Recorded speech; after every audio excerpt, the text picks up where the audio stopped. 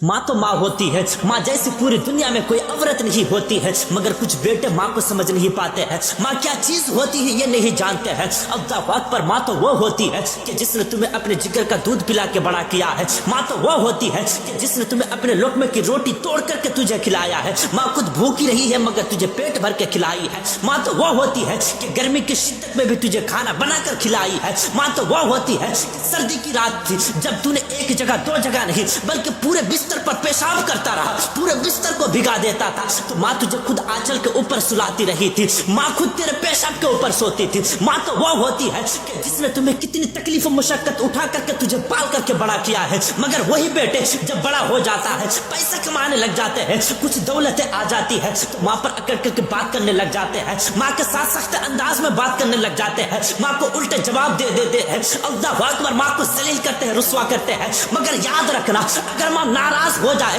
रब ने तो माँ की शान इतनी रखी है, माँ का रुतबा इतना बुलंद किया है कि अगर एक तरफ एक माँ बैठ जाए और दूसरी तरफ 70 वली बैठ जाए, और अगर 70 वली उस बेटे के लिए दुआ मांगे और एक माँ बारगाह खुदाबंदी में उस बेटे के लिए बद्दुआ मांगे, तो रब ताला 70 वली की दुआ को टाल सकता है, मगर एक माँ की दुआ को कभी भी नहीं टाल सकता।